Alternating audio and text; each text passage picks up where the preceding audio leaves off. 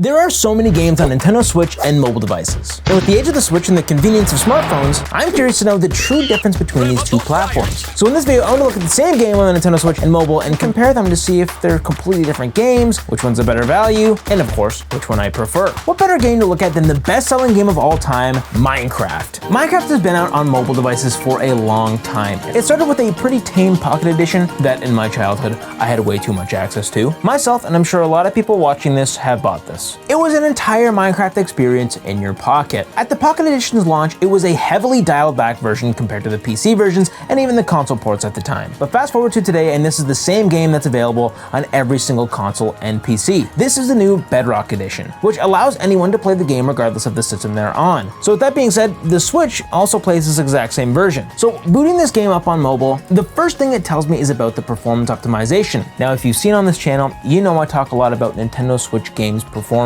This makes it a little tricky to compare a game's performance on mobile directly because some phones are more powerful than others. In this case, I'm using an iPhone 14 Pro, so keep that in mind as we're moving forward.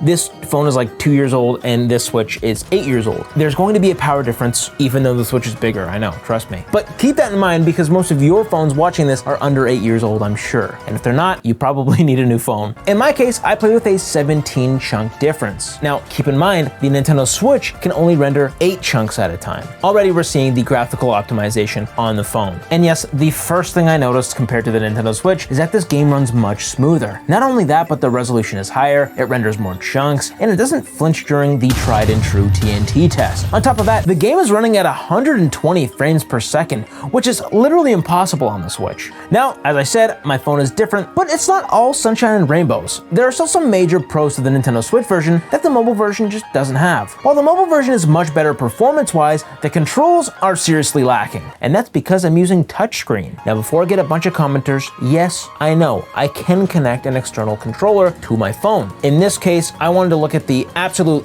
raw power that just the phone can have because, you know, the convenience of having a phone is the fact that I don't have to carry around a controller with it. So keep that in mind. I'm not going to be testing these games with an external controller, but I will keep in mind that you can use one if you want. We're going raw. For the phone, I'm mainly looking at the convenience factor as that's the biggest reason I'd want to play on the phone. But anyways, let's look at the touchscreen. It's bad. And I think anyone who has played a console version and the mobile versions can tell you touchscreen just isn't good. There are multiple control methods for touchscreen, but the one I used made you tap the screen to place a block and hold the screen to break a block. There are also separate buttons for jumping and sprinting, along with a digital control stick for movement. This just feels slow. It's way less intuitive and makes regular tasks take just a bit longer. The best thing about the touchscreen for sure is the menus, like the crafting. I did find that to be quite a bit faster, but I found it annoying to have to stretch my finger into the middle of the screen to place and break things. Very often it just wouldn't work or my baby thumbs wouldn't tap the right block. It might be easier on a bigger display, but then again, you'd have to stretch your fingers even further. I tried it on my iPad and I was right. The Nintendo Switch version, on the other hand, just has basic pointer controls and also allows touchscreen inputs in handheld mode for the menus. But overall, the performance on the Switch version is the biggest problem for that platform, no doubt. The Switch version on Minecraft is consistently mocked for how poorly it runs, and I get it. I like to bully the Nintendo Switch. It's kind of my job. Personally, I don't find the Switch version unplayable most of the time until you start getting into the really late game or into areas with tons of mobs like farms and bustling villages. Another huge downside to the Switch version is Minecraft Marketplace. I don't know how many people actually use the Marketplace or buy mine coins, but there's someone crazy out there. And by out there, I mean right here sitting on this couch because I bought mine coins myself. In fact, I bought several maps and skins, but I promise you it's only for content, I promise. Regardless, these maps can be pretty insane sometimes. The Disney one, I played it in my I Played Every Disney Game on Nintendo Switch video, which you should check out after this, and the map absolutely destroyed my Switch and performed terribly. In fact, it even made the game crash. On my phone though, this isn't a problem. This map ran smoothly and performed fantastic. Now there is one major Switch feature that we can't ignore, and that's the inclusion of local split screen with up to 4 players, which sounds insane to me. Obviously this would only be useful if you actually have someone to play it with you, and yeah, sure, if 2 people have a phone, the same thing can technically be done,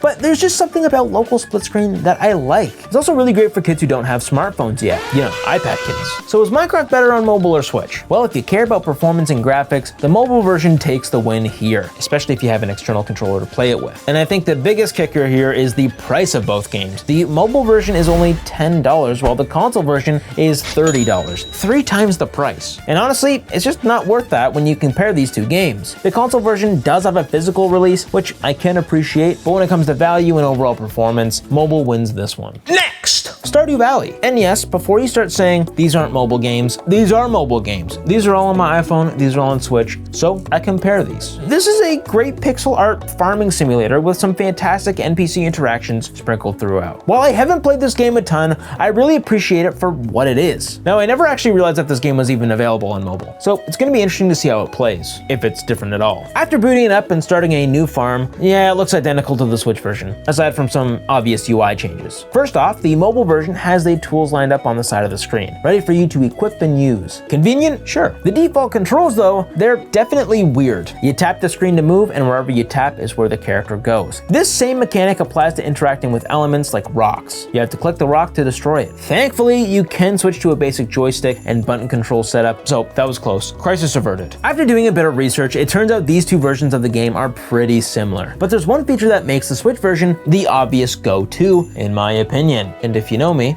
or watch the first segment, you know what it is: local split screen. And the first time I experienced Stardew Valley was on Switch with a friend, and we played for hours. I remember it being so much fun, and honestly, if I ever feel the Stardew calling again, that's exactly how I'd want to crank it out. And for that reason, this one alone, I'm giving a point to the Switch. Now, speaking of OG mobile games, we got Crossy-Roads. They kind of changed everything about this game when it came to console. The original Frogger-style Crossy-Road, you know, the one where you endlessly hop across roads, rivers, and train tracks while trying not to get squashed, isn't actually on the Switch. Instead, what we have here is something completely different, a 2D platformer called Crusty Road Castle. This version is built around multiplayer. It's a fun little premise that actually works really well for the Switch. You and up to 3 friends can work together, or more likely, sabotage each other to climb procedurally generated towers filled with traps, enemies, and moving platforms. Think of it as a chaotic platformer. The mobile version sticks to the multiplayer roots, but instead of the local co-op like on the Switch, it lets you create online rooms to play with friends no matter where they are. Honestly, it's a nice touch, especially for anyone who doesn't have friends physically nearby.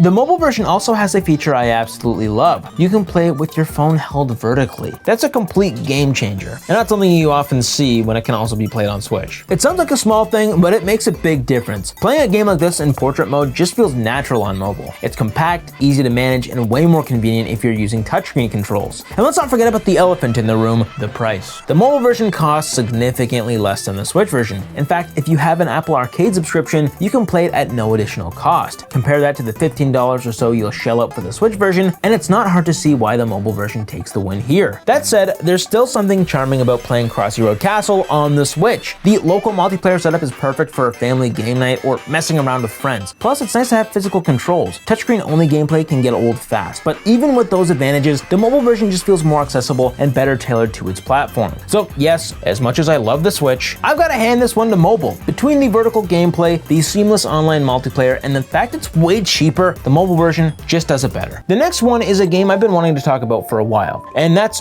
Gibbon.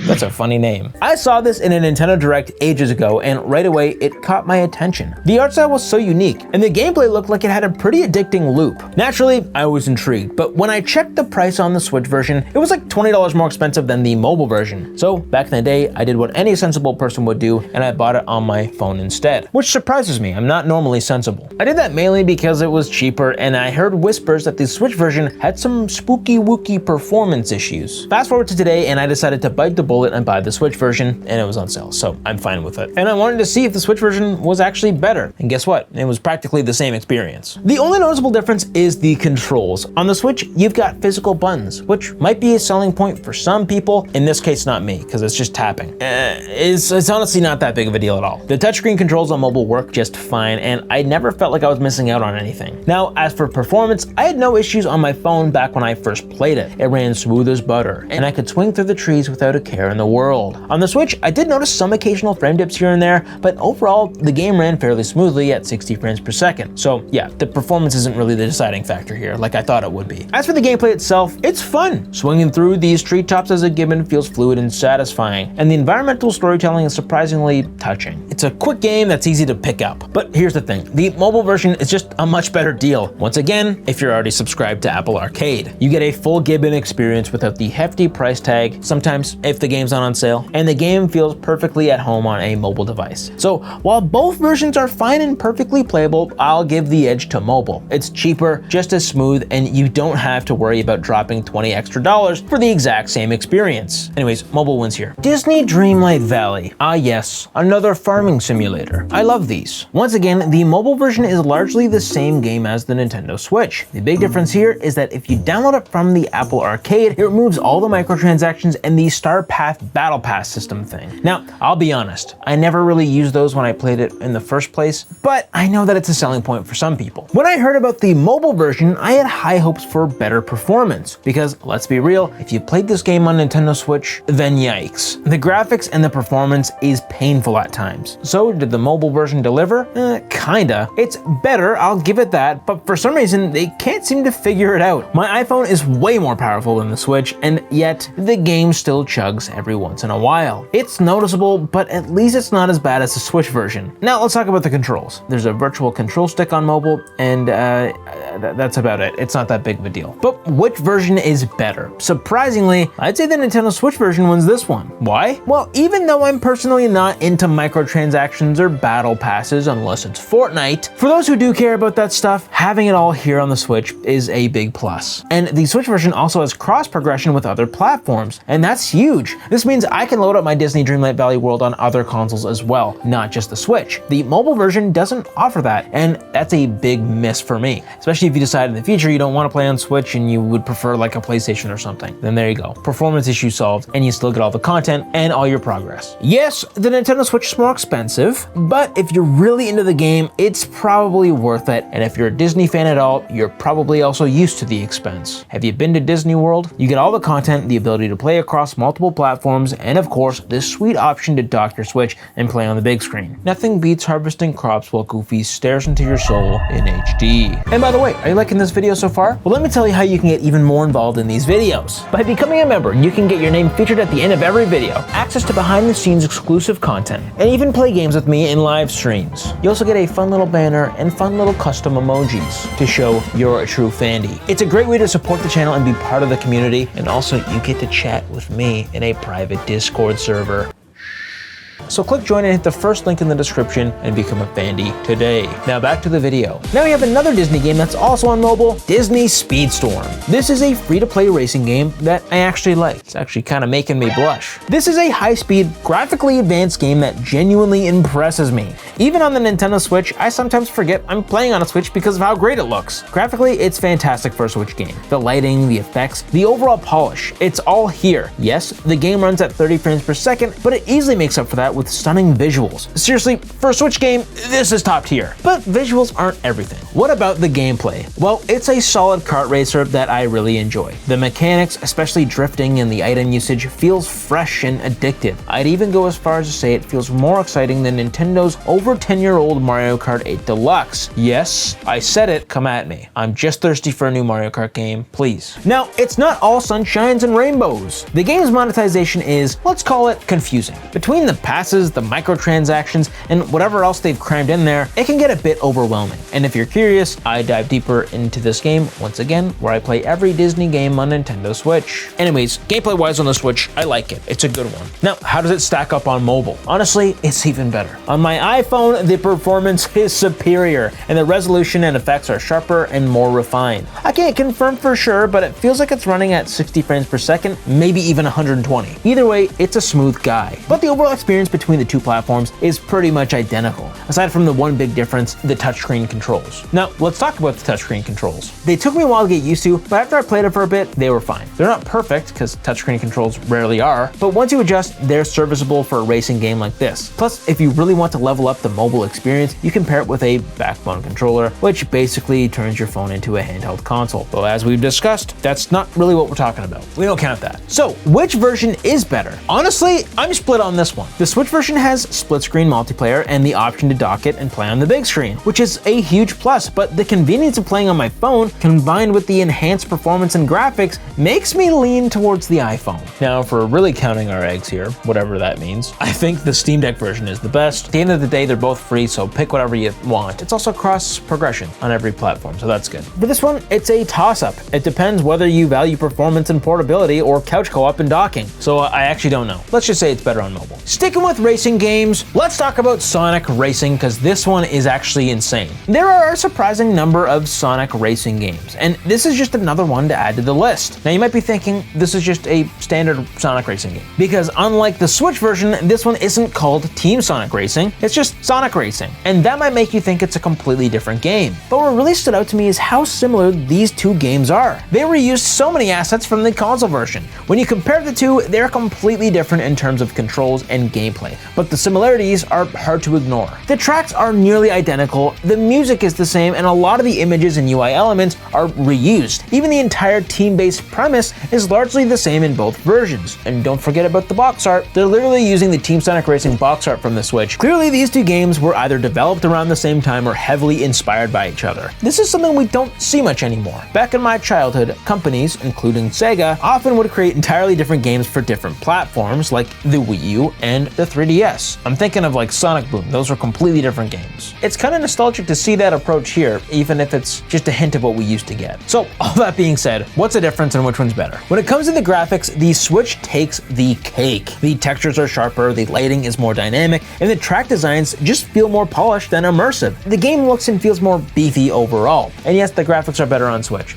That's the first time I think in this entire video I've said that. The controls are also much better on the Switch. You get full steering, drifting, and item launching capabilities, all mapped to a controller. It feels intuitive and satisfying, which is crucial for a racing game. Now, the mobile version is different. While you can drift and boost, it's all automatic, which can be frustrating. For example, because I was going for multiple boosts from a drift, I lose control pretty often because I was so thirsty for speed. And while the mobile version is still visually appealing, the graphics are noticeably flatter, especially in track design and lighting. Despite these differences, once again, the similarities between the two versions are incredibly noticeable. Both games feature the team mechanic. There's 2 teams of 3, and the team with the most members finishing higher in the race wins. Throughout the race, both Switch and mobile versions let you interact with your teammates by sharing items, giving each other boosts, and drafting behind them to gain speed. Even the items themselves are identical in both games. They're both all based on the same wisps and have the same effects. It's fascinating how these games feel so similar in their core mechanics, yet so different in execution. Personally, I prefer the Switch version. The controls alone make it a more enjoyable experience, and the added depth in the graphics and gameplay puts it ahead for me. But I have to give the mobile version credit. It's a fun, action-packed game that follows closely in the console counterparts' footsteps. One thing I really appreciate about the mobile version is that there's no microtransaction nonsense. And honestly, I'm surprised we haven't run into this more in this video. Sonic Racing on mobile is a solid experience for what it is, but the Switch version is more polished and in-depth. So for this one, the Switch takes the win.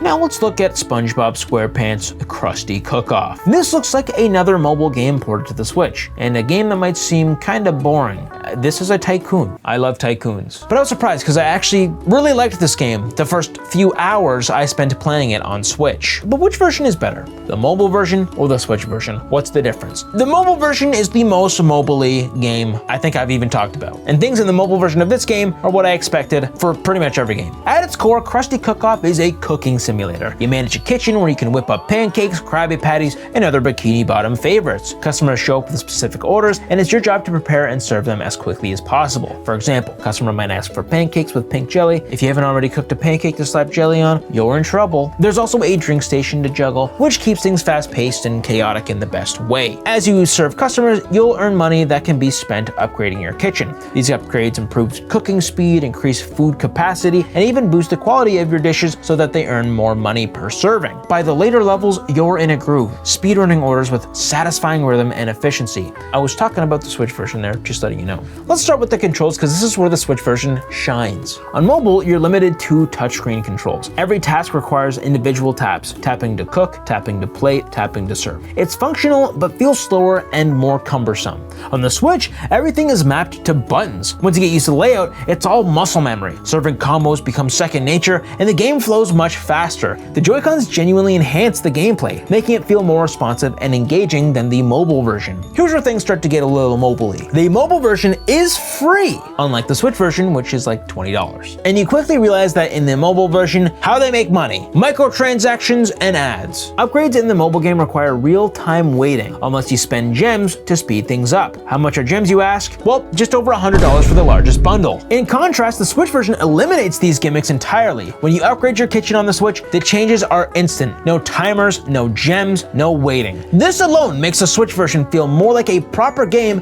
and less like a time waster designed to milk your wallet, like a farmer to a goat. They do milk goats, just saying. At the end of the day, the choice comes down to what you value more. So clearly, with this one alone, the Switch is just way better. It's easy to say this, even for the price. I would pay money to not have to wait for all these stupid SpongeBob mobile transactions, because over time to get to the same place that you were on Switch, you'd have to spend a lot more money. So by far, the Switch wins that one. We also need to talk about Fall Guys. Wait, Stumble Guys. I meant Stumble Guys. Before we start playing this game, I have to say, I can't believe how similar this game is to Fall Guys. Is this even legal? Anyways, yes, it's a complete ripoff of Fall Guys, and somehow it's on both the Switch and the App Store. The biggest difference between the two versions is the graphics. On the Switch, the game runs at under 60 frames per second pretty consistently, which isn't surprising at this point. Meanwhile, on my phone, it's a solid 60 frames per second the whole way through. But that's not all. The mobile version also steps up with noticeably better graphics and lighting. For a game this simple, you wouldn't expect much variation. You can see it in those little details. Now, let's talk about controls. Once again, we're dealing with the digital stick on mobile, and let me tell you, for this game, it's just harder to control. The touchscreen setup doesn't feel precise enough for those quick movements you need to survive in a chaotic game like this. On top of that, my phone's smaller screen didn't help either. It made everything feel cramped and harder to see. On the Switch, however, using docked mode with a controller was a game changer. Not having my baby thumbs blocking half the screen was amazing. The improved visibility combined with the physical controls made the Switch version much easier to play and honestly much more enjoyable. Now here's another thing I noticed. The mobile version encourages you to watch ads. It doesn't force you to, but it encourages you. And that alone made me feel kind of icky. It made me feel icky. So for Stumble Guys, the Switch version is definitely the way to go. And sure, it doesn't look as nice as the mobile version, but the improved controls and the ability to play docked make up for that. Plus, I don't have to deal with the stupid ad thingies and the awkward touchscreen fumbling, or I guess I should say stumbling. Anyways, those are some of the most popular apps I could find that are on both consoles. I guarantee I can find more, so if this video does well, I'll do it again. Once again, consider becoming a channel member to get your name at the end of the video and all those other perks I talked about. If you want to watch me checking out 50 games on Steam Deck versus Switch, click this video. Please consider liking and subscribing. I'll see you in the next one. See you later.